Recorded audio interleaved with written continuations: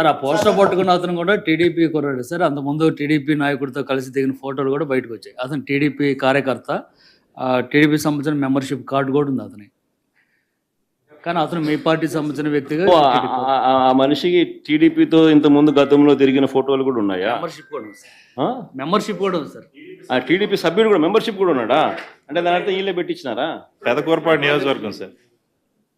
ఓ TDP సభ్యత్వం కూడా ఉందా మరి? మనది బాగా చూడండి అబ్బా. అయితే సభ్యత్వం కూడా ఉందంట. మళ్ళీ ఏదైతేనేమి పాపం మనం అయినా కానీ ఏదో మారినాడు అనుకుందాంలే, సంతోషపడదాం. సార్ ఇందాక మీరు ఒక జీవో ఎక్స్ప్లెయిన్ చేశారు. టీడీపీ సింపతైజర్ కూడా చంద్రబాబు నాయుడు మీద కోపంతో మారినాడు అని చెప్పి సంతోషపడదాం.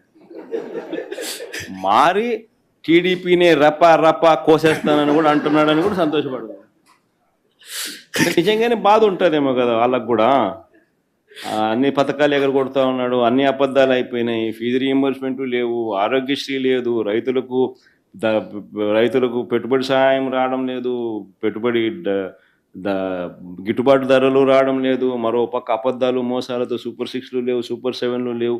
మరి ఆయన బతుకులు చిన్నాభిన్నం అయిపోయిన పరిస్థితుల్లో ఆయనలో మార్పు వచ్చిందేమో.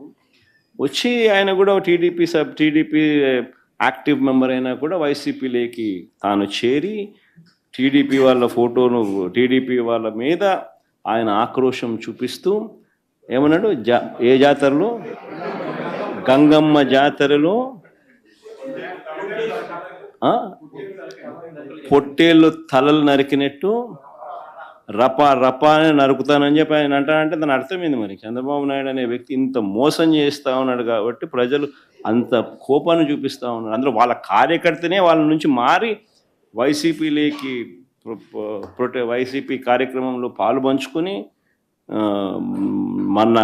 మన అభిమానస్తుడై నెక్స్ట్ టీడీపీ ప్రభుత్వంలో టీడీపీ వాళ్ళను రపా ఏం జాతరలోది, గంగమ్మ జాతరలో ఏం పొట్టేలు తల నరికినట్ట రపా నరుకుతాను. మంచిది కదా.